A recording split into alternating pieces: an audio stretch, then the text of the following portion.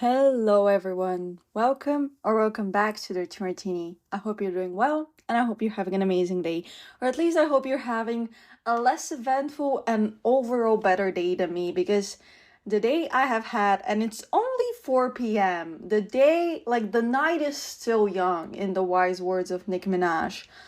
Because guys, so I woke up at 6:30 in the morning. It is Saturday, so obviously I did not wake up willingly that early on a weekend. It's just that yesterday I went to bed at 10:30 again on a Friday night. Me going to bed at 10:30 only means one thing. Things are not well. And that is because I had food poisoning. Because, of course, why not? Like me puking my guts out for the second week in a row. Why not? Just why not? Like, what an eventful start to August. What an eventful summer. And August is just like, August has been trying me. It is the 2nd of August. August has been trying me because the salt in the air, the rust on my door, just living for the hope of it all is like not really the vibe right now. What can I say about my food poisoning? It's just that I don't think I will ever in my life have chicken alfredo pasta ever again because that was so traumatizing. And usually I don't drink, especially in Bulgaria. I never drink because I'm always everywhere by car. But Friday night, I wasn't going. No, it was Thursday evening when this happened. Like Thursday going into Friday. I wasn't going anywhere. And I was like, oh, you know what? Might as well just like pour a little bit of wine and see if I still like wine. Because when I was younger, I used to really like wine. Now I really don't like it. But I was like, it's pasta, it's wine. I'm going to watch Baby Girl because it's streaming on HBO. So might as well just treat myself because I had the house to myself. So it was, the vibe at the time. And Baby Girl, I honestly don't know what to make out of this movie. I can just say that I am very happy I did not end up watching it in the cinema because I feel like not that sexuality and intimacy are weird in any way, shape, or form. I just think I would have felt a little bit awkward watching it in the presence of people, and I was just hoping that my parents do not come home while I was watching the movie because they would have thought I'm legitimately watching porn and that would have not been really fun. But yeah, Baby Girl, I think it was. I feel like I say this about every single movie I watched this year and tell you about, but it was visually stunning, and that's what I think I missed out on about watching it on the big screen because I think just the hues and the colors with which is what's filmed, I think it was beautiful, and I think, well, I don't know if it's just because I was watching it on a laptop, but the way it was cut out, like there were, those pillars, black pillars on the side and on the top that just really made you focus by making the screen smaller in a way. I don't know, just the framing was really, really nice. I don't know what to make out of the story. I don't know what to make out of the narrative. It's just, I don't know. Like, I can understand what the hype behind it was, but I don't think I share the same enthusiasm for it, at least for now, because, well, I haven't had the chance to consume much media and content surrounding the movie because 2 hours after I watched the movie, I started puking my brains out, and I think I would need to watch some of the, promotional content that the actors usually film for me to, really dive deeper into the characters and their story because I I don't think it was a life altering movie. So yeah, but back to my I'm watching the movie. I'm having like a really self-care evening, and then at 2:30 I wake up and I'm just feeling kind of heavy. And in a way that's like, oh, did I overeat? Because, like, I can never tell how much pasta to make because what the fuck is a simple, like, a single serving of pasta? I always either make for a family of four or just don't make any pasta at all because I just don't know how to measure my pasta, especially when it comes to spaghetti.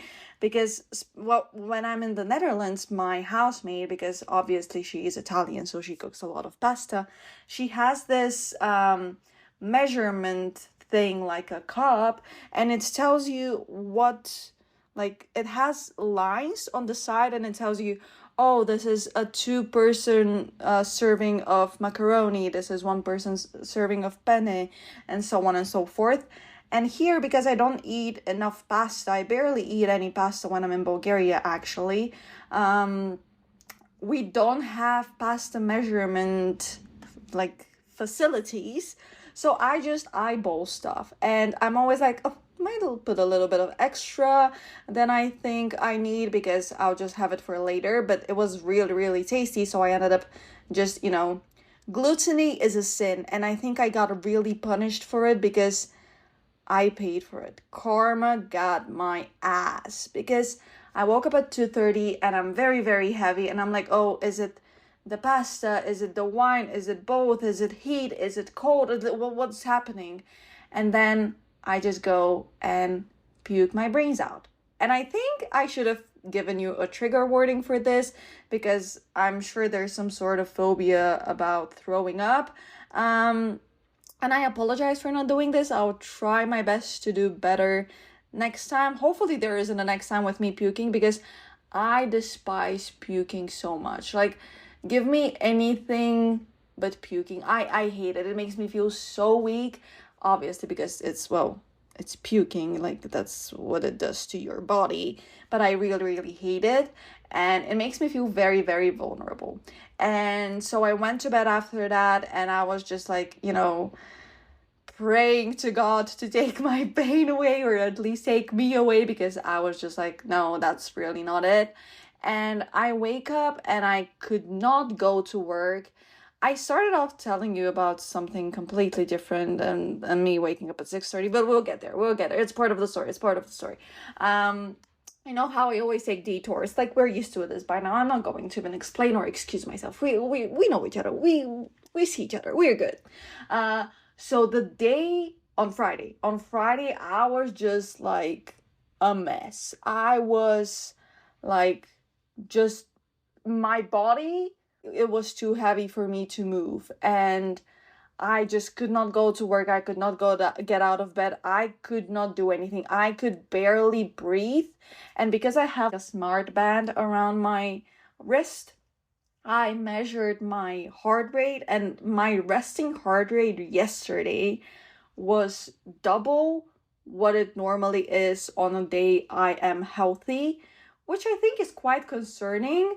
And shout out to my heart for putting through this and not giving up because, girl, like, you quite literally saved me.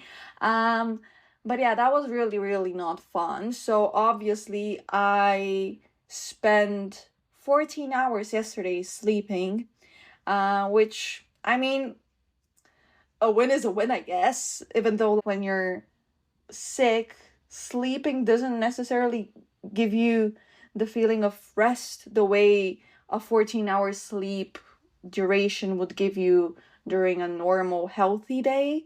But I was still quite happy that I could, I didn't sleep the 14 hours in one go. I just would nap for 2 hours at a time. Otherwise, if I slept 14 hours at a time, if no one came to check on me if I'm breathing, that would be really, really concerning. But I know, with my family, that would not be the case. I remember one time after I went to this birthday party and I was a teenager, so, obviously we were drinking and stuff.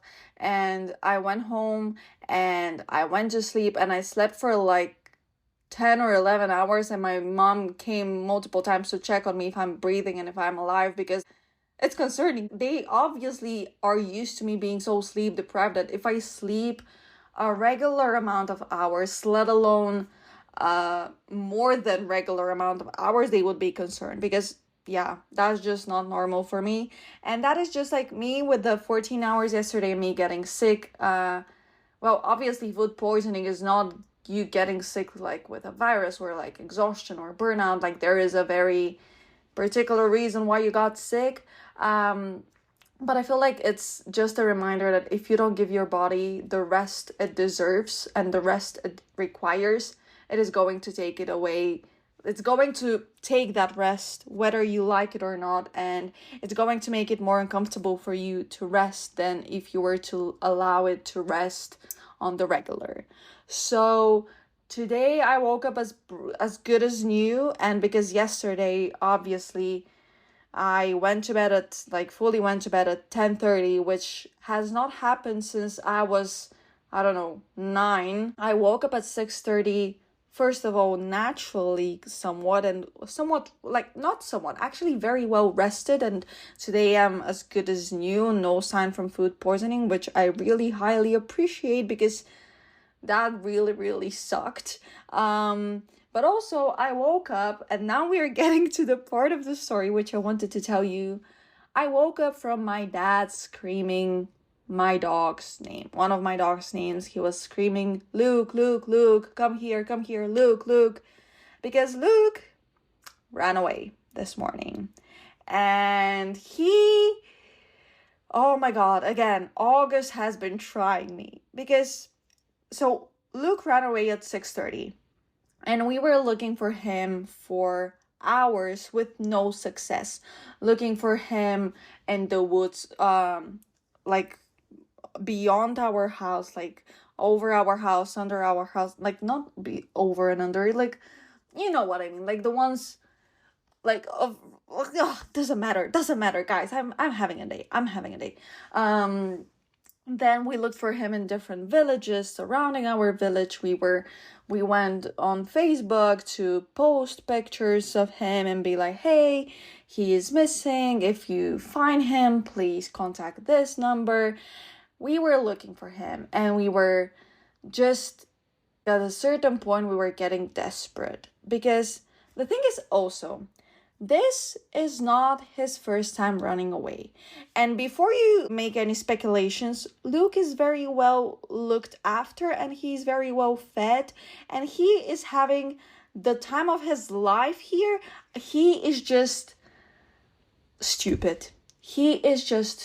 Like, I don't know what it is with the dogs and their passion about like running away from their home where they're being fed, taken care of, and living like royalty, but he shares that passion.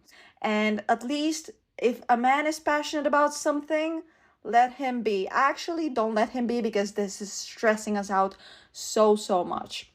And the thing is, it's not his first time running away. Everybody in my friend group, everybody in our family, social circle knows that he is the runaway dog. Everybody, because he just like, at times he gets so overcome with adrenaline, and especially when he sees cats. Like, obviously we don't teach our dogs to be violent. Obviously we don't teach them to dislike any animals, or especially cats, because that will be just stupid. My dogs are honestly, and I'm not saying it because they're my dogs, but they're the friendliest dogs I have ever met, and they would be so happy to see. I feel like a stranger would be more afraid of my dogs than my dogs would be of a stranger, because my dogs would just jump to greet them and hug them, but they would probably feel that they're attacking them. But no, my dogs are super friendly. And obviously this goes with animals as well, but I don't know what it is with them and cats, but they really dislike cats. I don't know who, like, I really don't know how this beef between cats and dogs developed, but my dogs perpetuate that narrative as if it was their day job, because oh my God. And obviously I live in a village, and in a village there's, well, in Bulgaria, just in general, there's a lot of stray animals. And this is something I really don't like about our country. And I really wish this was something that was paid more attention to. And it's because I think it is a very solvable problem. It's just a very overlooked problem, and people can complain a lot about, homeless and stray animals, but hardly ever do they take any action into taking care of them. Because, well, in the Netherlands, I've never met a homeless animal. And I don't know if it's shelters. I hope they're not euthanizing them. I just really wish there weren't as many stray animals, or I just in general, I wish there weren't any stray animals, period. But in the villages, there's, at least in my village, there's a lot of stray cats. A lot of stray cats because, well, cats love to have fun, love to have babies, love to procreate, and they procreate a lot, at least in my village. And a lot of cats come over to my house and they go, and basically I feel like it's purposeful at this point. Like, I'm sorry, but it's purposeful. They go up to where my dogs are, because my dogs have their house in the yard, but obviously their house is closed off so that they don't run away, because Luke and the cats just go up to them and just start doing some interpretive dances in front of them, and they just annoy them and trigger them. And I'm not making up excuses for my dogs. I still think this is very, very stupid of them. As much as I love them, sometimes they're animals in a way. They don't think about it like the way I do. But the way they perceive cats is not my favorite. And so when a cat has been there, next to my dog's house, or they've gone somewhere in the vicinity and my dogs can smell them, the second you let the dogs out of their house to take them on a walk, Luke will run away. That's almost a given. And this morning, this is exactly what happened. I feel like he either saw or he smelled a cat, and he just started chasing it. And his thing is he chases and chases and chases because he's so overcome with adrenaline, and he chases until the adrenaline wears off, and then he just cannot find his way back, because he's either autistic, and I don't mean it in an offensive way. I genuinely think Luke might have some sort of autism, or he just has a problem with the GPS in his brain and he has no navigation system. I don't know which one it is, but today, so obviously not his first time running away. So when he runs away, I am torn between two mentalities. The first one is oh, he's done it before, he's going to be all right, he'll be back soon. Well, sooner or later, because one time he ran away and he was gone for more than a day, which was super, super stressful. And I cannot explain to you how much I cried, because also I was in the Netherlands, so I couldn't help with the search. I don't remember where they found him, but it was he comes back skinny, because he keeps on running and running until he has no more powers to run. And legitimately, now he was gone for 5 hours. Oh my god, his name is Bella Hadid. His name is Bella Hadid. I do think, so you think I'm skinny? Yeah, I think you're skinny, bitch. Because, well, not to call him bitch, it's just but he came back, oh my god, a supermodel. And so one mentality is he's going to be all right, he's done this before, he'll be okay, he's usually lucky. And then my other mentality is what if this time he doesn't have that luck? What if this time he, God forbid, goes on the main road, or someone steals him? Because he's a really, really nice dog, and I obviously am very scared when something like this happens. And especially after one of the times he ran away, we found him in our village, and my dad and I, we were looking for him, and we talked to one of our distant neighbors, and we're like, oh, have you seen this dog? And he was like, I saw him, and if I see him again, I'm going to kill him, because I guess he entered the yard of his house or something like this, which I can understand how that's frustrating, but threatening to kill my dog is crazy. Like legitimately crazy. Just like, yeah, I don't know. I guess I'm maybe just like too loving when it comes to animals, that I would never think about hurting an animal, that when I'm met with someone who's not as forgiving or as loving, I'm just so taken aback in the worst way possible. So obviously I was getting scared that he would enter this man's yard and that man would hurt him, but thankfully that hadn't happened, or at least like he escaped. I don't know where he went. So as time passes, I usually start off with mentality number one, he's going to be okay. But as time passes by and he's not coming back, I transition more and more into mentality number two. And I just start having these intrusive panic, terribly negative thoughts about him, like just not making it home. And I get so scared and I just start crying and I start prematurely mourning basically. And now when it's summer, it's a bit easier to find him because Luke's like his hair, what is it? No, not mane. What is the his hair, I don't know, I forgot what it's called in English, doesn't matter. He is white and a white dog with brown blackish spots. So when it's winter, it's very difficult to find him because he basically has a winter camouflage, and it's terrible when he runs away during winter. It's like so much more difficult to find him than when it's summer, because over summer at least he is not becoming one with nature and he's more spottable, like more visible. So I was just in my room and I overheard my dad's, like someone called his phone, and he was like, "Oh my god, okay, where exactly? Is he okay?" And I just immediately assumed that someone had found Luke, and I ran downstairs in my pajama.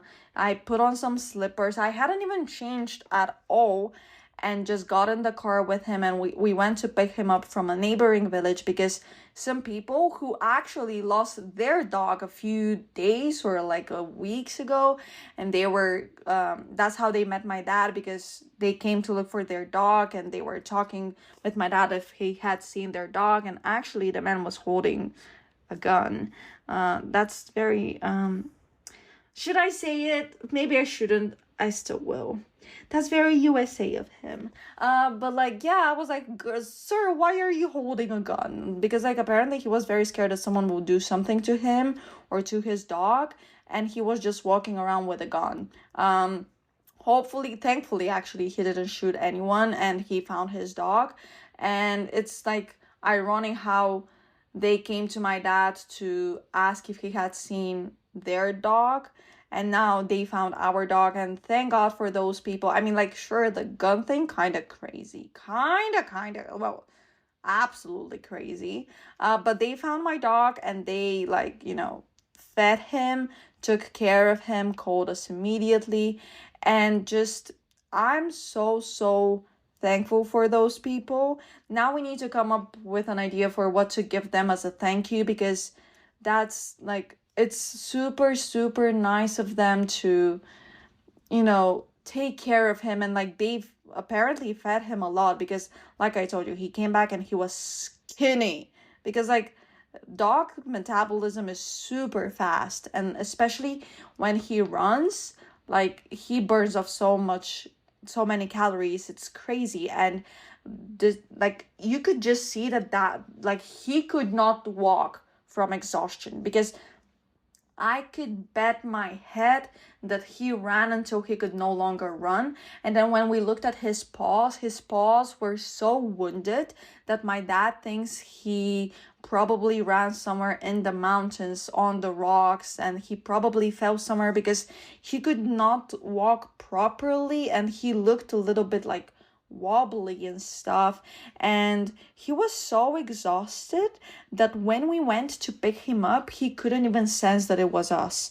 He, like, usually, obviously, dogs, they have a very heightened sense of smell, but he could just like not associate the smell with us. He could just like not tell what's going on, and had to come 2 meters away from me to recognize me. And then he tried to jump to greet me, but he had no power, and I just had to hold him. And I was like, oh my god, girl, where have you been? Like, what did you do? And I'm so thankful to those people that they took care of him. And obviously he went home, and he has been sleeping ever since. And now we'll need to figure out what care to take of his paws, because his paws are really, really bad right now. And I just hope they heal rather fast, because like it's going to affect his quality of life until they heal. And I just, oh my god, Luke, like, I usually when he runs away, he at least eats some fruit from the woods, which is not super safe, because not everything you see is edible. Well, I mean, technically everything is edible. It's just like some things you can only eat once in your life. At least this is what my family says, because I mean, it's true. But now he couldn't have even eaten any fruit or anything from the woods, because when it was like time for things to bloom and blossom, there was snow, and basically every single fruit bearing tree and every fruit in general just froze off. And my region of Bulgaria is just deprived of fruit altogether this year, which is super, super sad. And yeah, it's been a very fruitless summer. And it has not been tasting like strawberries on a summer evening, and it hasn't been sounding like a song, because we haven't had fruit. And I just cannot wait for peaches to get into season, because I'm craving a fat, juicy, slimy peach. Oh my god, I cannot wait. Like, I'm getting so hungry just thinking about it. Also, well, I'm also getting hungry because like since yesterday I haven't eaten anything, because I'm so scared of eating now, because I'm like, what if I just like am just in general like allergic to food, and I just have food poisoning from everything. But that's not going to be the case for sure. There's going to be something I'll be able to eat, and I better. I love food too much to give it up. But anyways, enough about foods. Let's go back to Luke, because actually, there's like a few very memorable stories that I want to tell you about him. I remember, well, the first time he ran away was when he was out with my dad hunting, and it was winter. And you know what I told you about Luke and winter and his camouflage of like hair? What is fur? It's fur. It's not hair, it's fur. Well, I mean, fur is made out of hair, but at least now I remember the word. So yeah, and he went out, they were hunting with my dad, and he just got lost during like, the track they were taking, like over the track. He got lost, and my dad was looking for him for hours, and I mean hours. And then he heard him. He was like basically howling, as if howling for help, like as if screaming for help. And then my dad found him, and Luke had broken his leg. He was laying in the snow, soaking wet, freezing, and he had broken his leg. He broke his front left leg, I believe it was. So he had to go to the hospital, but like in a hospital in a different city, where they have like a whole veterinarian hospital and a whole veterinarian university, where they're more likely to take proper care of him, because our veterinarian here, like, he's all right, but not with that type of interventions. Like, he's okay with putting vaccines and like giving like first aid medicine and stuff like this. But when it comes to surgery, he's not that great. And the way we found out is because one of our dogs passed away like this. So since then, we've only been going to that neighboring city, which I know is such a privilege, and I don't take this for granted. The fact that my family is able to provide care for my dogs, I'm super, super thankful.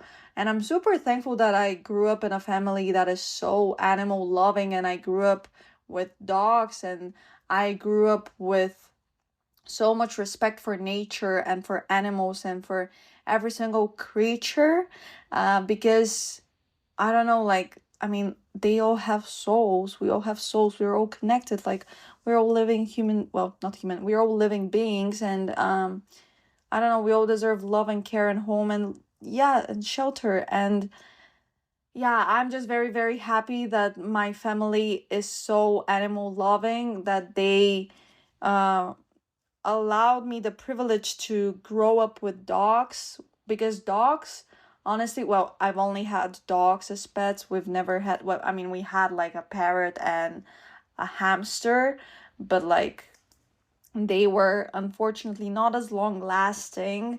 And the dogs, they taught me support and love and just strength and loyalty that I feel like people cannot necessarily teach me that way. And I just am super, super thankful that I got the privilege to grow up with dogs. And I'm super privileged and thankful for the privilege that my family is able to take proper care of that dogs and provide them with good quality life. And I don't take this for granted. I don't. And that's why that was one of my biggest shocks when I went to live abroad, that I don't live with dogs anymore. Because obviously I was living with people, but I didn't live with dogs anymore. And that was such a shock for me, because I was so used to seeing them every single day. And it was just very, very weird. And I, since then, promised myself that the second I can afford it, because obviously we all know that now I cannot afford it, the second I can afford it, I am going to get a dog. And I am not going to get a dog from a breeder. I am trying not to be judgmental towards people who do it, because like it's your own choice. I personally would want to adopt a dog from a shelter, and I just think that's, I don't know, I think that's a nice thing to do. And I just cannot wait for the day I have my own dog. I even have her, because she's going to be a girl. I have her name figured out, but I'm not going to say it yet because I don't want anybody stealing my dog's name. But like, when I get her, I'll let you know. And I'm going to love her so much, and I'm going to take such good care of her, and she's going to be my best friend forever and ever and ever.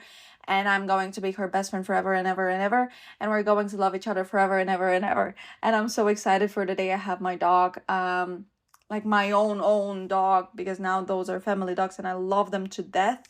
And I'm just excited to have my own dog, hopefully sooner than later, but doesn't matter. As long as I have her within this lifetime, as long as, finances allow, because now it's like, let's buy the store brand, because buying the brand, I cannot afford that, and it's going to set me back for weeks.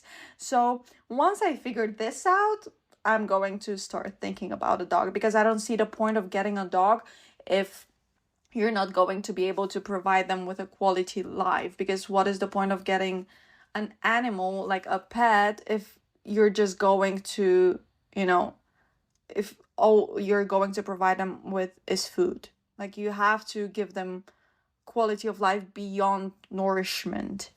And I know this may be a hot take for some, but like, this is just how I see it. Like, I don't want my dog to be just like chained to, I don't know, like somewhere, and like just like walk around 10 meters and that be its life and that all it knows. Like, and I know, again, sounding super, super privileged, but I just want to be able to provide a life to my dog, the way I perceive dogs should live. Well, not should, because like that sounds very like dominant and master alike, but yeah, I just think that dog should be entitled to a life and not just existence. And if that's a hot take, then that's a hot take.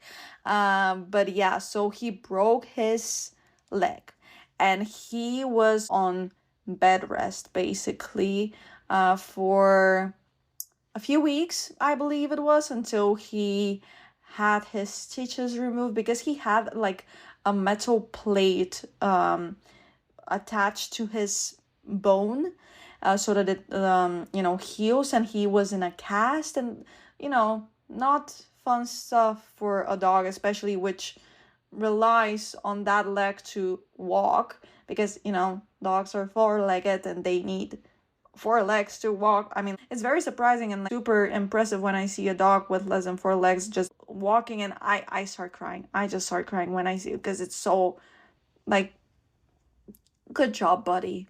Good job, buddy. And Luke, like, so this was COVID times, and obviously I wasn't in school physically. It was online education, and my family was all working because their company did not close during COVID, and I was the one taking care of Luke throughout the day, and he was living inside the house because it was cold outside, and he was just like in a different room from where I was, because I was in the living room and he was not there, because also, he was just like trying to rest. I was trying to study, and between classes, we would have a 10 to 15-minute break. I don't remember. I think it was 10. I do believe it was 10. I don't know. My high school was like 4 years 4 years ago. Oh my god, that's like an Olympic Games time. That's crazy. 4 years. Where did all this time go? Doesn't matter, I can ponder about this later. So in those 10 minutes, I would always go and check on him. And the thing is, it was very triggering for him, because it was during my TikTok era. It was during my initial TikTok addiction, and that was during the renegade dance. And I would just go and do TikTok dances to him, and he was unable to. And is this animal abuse? I would like to think not, but like now thinking back at it, like it probably is. And so he had a broken leg, so he couldn't like run away, or he couldn't necessarily stand up. He was just laying down, and I would just go and like play TikToks to him and do little dances, and he would just like get so annoyed that he would start barking at me, but I would just not let him go. And I apologize. I really, really apologize. And to this day, if I go and I do the, like, I think it wasn't the renegade, it was the Atelo My Bitches, cut the check, that dance to that song by Nicki Minaj. Every single time I do this dance to him, he starts barking and he gets triggered. And I'm just like impressed by his memory, that he still remembers how, well, I mean, like, it's trauma. Of course he's going to remember that but he was also part of my TikToks, and it was during the driver's license era, so we would do driver's license TikToks. That is legitimately animal abuse. Why did I do this to him? I don't know. I was bored. He was bored.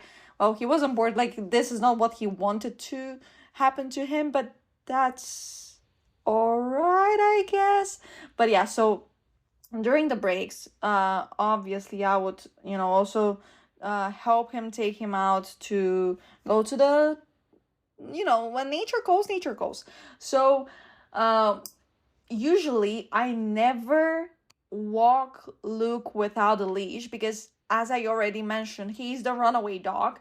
But that time, he had a broken leg. So my thought process was, well, he cannot walk, so I highly doubt that he's going to be able to run away. Little did I know. So we walk out, and we're literally 1.5 meters away from the door to the house. And I have like 5 minutes left of the break and I need to enter my class again, and they're doing checks of who's present in the class and who's not.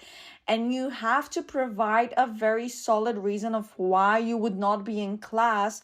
Otherwise, this goes on your record. And I just remember we're walking out, like, again, 1.5 meters away from the door. It is freezing cold. I am in flip-flops, I am in shorts, and I'm in a t-shirt. Now I'm in those because I'm staying inside where it's warmer, and outside might be freezing cold, but inside, during winter, I don't mind. I spend every single season in shorts and a t-shirt. When I'm inside, I really don't care.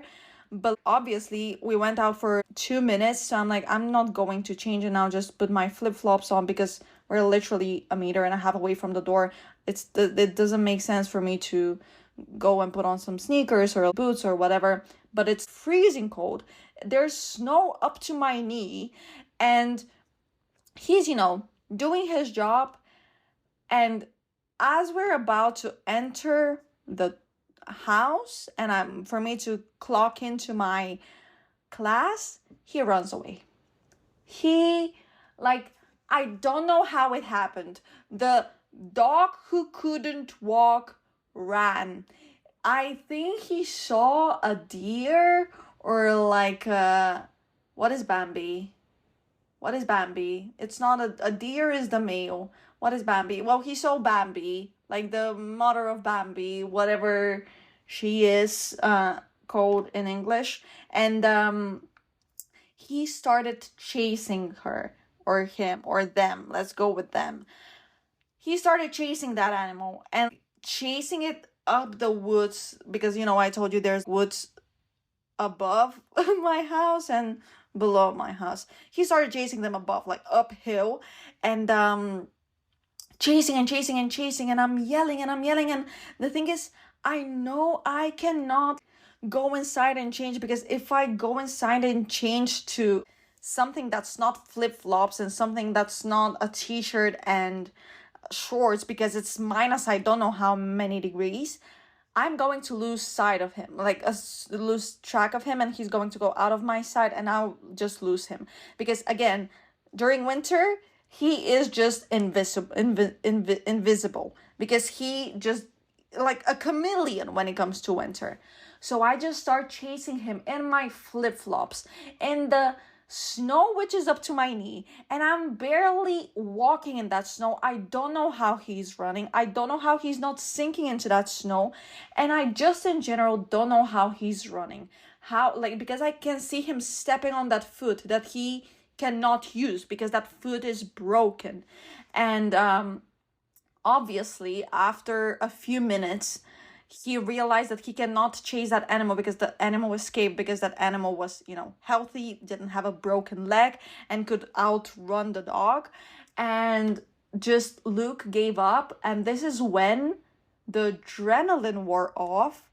And this is when he realized, oh shit, my leg is broken and I actually cannot walk. So he started crying, and I had to carry him, with my 2 hands.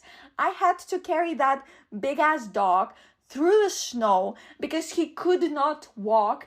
And I was just so pissed at him at that point, because that's his problem. He becomes so overcome with adrenaline that he just loses track, loses any sensibility, loses any mind, any brain capacity that he might have. And I was so annoyed with him. And obviously, I was late for my class. I don't remember what the consequences were with me in that class, but they mustn't have been really bad if I don't remember it. But come on, dude, you cannot walk. You could barely get up to get away from my TikToks, but now you are running away after Bambi's mom? How make it make sense.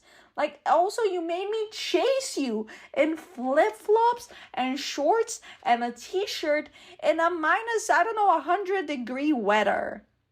Do you hate me? Is it personal? Doesn't matter.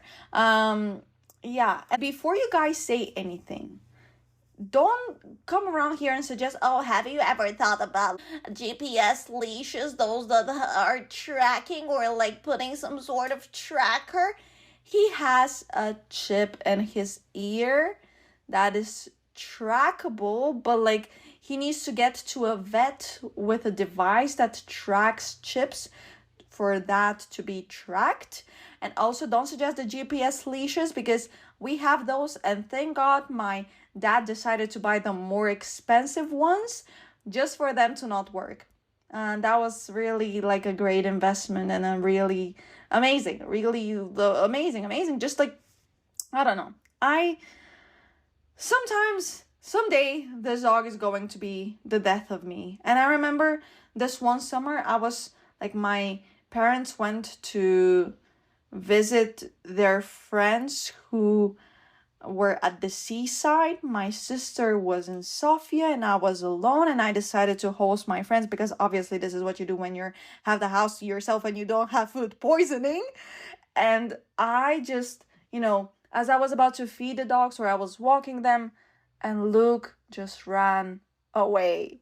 And I was like, girl, like, you are out on a mission to sabotage me. And my parents, they had just arrived. They had traveled for hours to get to the seaside. And they were like, oh, well, we're coming back. And I was like, no, wait, give me like a little bit of time. He was gone the entire night. And in the morning, like, I received a call. I could barely sleep. Like, I would doze off for like a few minutes and then I would wake up, because in moments like these, when, again, like, initially I start off with the mentality, oh, he's going to be all right, he's going to be good. And then I transition into, oh no, that's it. That was it. What, this dog is never coming home. What am I going to do? Did we lose him? Like lose him? What is going on? And so obviously when I'm having such a crisis mentally, I'm not able to, relax and rest. So my dad called me at 7-ish. No, it was 5, between 5 and 7. Well, it will be a safe bet to say 6. And he was like, my friend found him. He was in his house a few villages away. Go pick him up. And I went, and he again could barely stand on his feet. He had eaten so many fruit. He was shitting himself like crazy. Again, he was also having food poisoning, I guess. So there's a plus and a minus when it comes to finding food in the forest. Like, sure, he's going to be fed and satiated for a little bit, but he's going to shit his brains out. This episode is really painting me in a great way, and I really hope my future recruiters are just listening to this. Like, I should, like, legitimately, I have not linked Dirty Martini to my LinkedIn, but I really think I should, especially this episode, because the way I'm expressing myself is just poetry. It's so beautiful. And yeah, and he came back and he had so many, what is the thing called? The thing that, oh shit, what is it called? Wait, let me look it up. Now I need to start my laptop because I'm recording with my phone and I cannot look it up from my phone. And of course I'm not going to have battery. But I cannot leave you hanging. I cannot leave you on a cliffhanger like this. You need to know what Luke had because it's so important. Flee. Why am I forgetting the most, like, such easy words today? Why is my, well, I was about to say, why is my English not Englishing? But I've been awake for like 10 hours and I've been through so much today. After that, like, after he came back home, I could finally rest. I even took a nap because I was so tired still, like, despite being well rested. I was just like, when I wake up at 6:30, obviously I'm not going to pull an all day, or I will need to have a nap because I'm also going to a birthday party later. And I could finally, calm down, breathe normally, and I took a nap. And I'm also finally able to enjoy the book I'm reading. Well, the book I'm reading is absolutely enjoyable because, guys, it is Sunrise on the Reaping. I am so excited. I've talked about my love for the Hunger Games before, but, like, it's so back. Like, guys, we're so back. Like, it's so revived. I'm Like Suzanne Collins can release a book every single year. She can talk. So there have been 75 Hunger Games. If she releases a book for every single Hunger Game that has happened, I would still want more, because the way this woman writes, it's so captivating, and I'm just so happy to have that book now. Well, I mean, I landed it from the library. I didn't, buy it, and I didn't steal it, because I think I've told you this before. I was accused of stealing the Hunger Games from the school library. But no, I promise you, I didn't steal that one, and I didn't steal this one either. I've never stolen anything in my life because I'm too conscious and I would not be able to sleep. So yeah, I'm very, very excited. Those are the books which make me remember who I am. I am a bookworm, because there have been book series which I have devoured in a day. And I remember when I first read the Hunger Games series, I read a book a day. A book a day, because they're so captivating. Like when you start, you just cannot stop. They're like a drug. You get so addicted to them. And now, obviously, yesterday I couldn't necessarily read much because I don't know if I mentioned this. I had food poisoning and I could just sleep, and because I could barely breathe. So now I've gone through like 100 pages today, and I have 150 more. No, I actually have wait, let me check. I have 130 more to go to finish the book, and it's obviously the book about Hamish's Hunger Games. And oh my God, Hamish, my baby, my sweetheart. Oh. And I'm so, so excited to finish this book, and I am excited to see how the narrative develops, because no spoilers ahead because I have not finished the book, but obviously, well, we all know that Hamish was in the Hunger Games, because if you've consumed any sort of content surrounding the Hunger Games, you know who Hamish is, and you know he was in the Hunger Games because he cannot be not a leader, but a supervisor or whatever it's called. I don't know. I don't know the English terms because I'm reading it in Bulgarian. But he's like a supervisor of the tributes. So for him to be a supervisor, he has to have been in the Hunger Games and he has to have won them. So I'm very excited to see how the story develops, because I just got into the part where he's in the arena, and I am just so excited to read, and just this, I am so thankful for Susan, I don't know how she says her first name, I'm sorry, Collins, for giving us that story and just giving us the Hunger Games and giving us the prequels, because I'm sorry, and this is no offense to modern literature, and not that Hunger Games is not modern literature, because it came 15 years, no, not even 15 years ago, 12, 13, 14 years ago, doesn't matter. They're still very new books in the grand scheme of literature, but there is no modern, they don't do books like the Hunger Games anymore. They don't do stories like the Hunger Games anymore. And just the world that was built, just the period of the Hunger Games, when it came to books and the movies coming out, it was a different era. Life was so much easier and the world was so much better when the Hunger Games were just a book.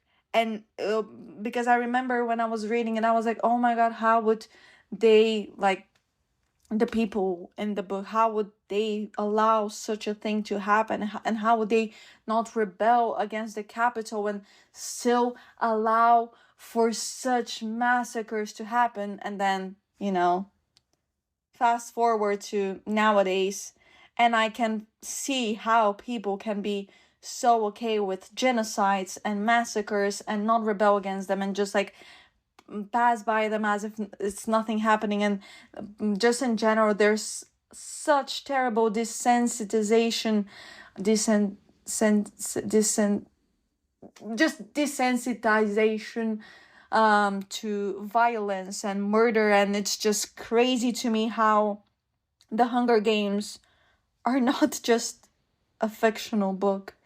And it's crazy to me how they're so relevant nowadays, and how I'm just like disgusted by the world we live in, and how it can be so okay, how humanity, well, I don't think there's anything human with the with the state of being okay with genocide and war. And I don't understand how that's something we have come to perceive as okay, and something that has a place, and we hold space for in the 21st century. I really don't see how we again have made space for dictatorship and violence, and just war and gruesome murder, and the loss of innocent lives for the sake of entertainment, for the sake of money.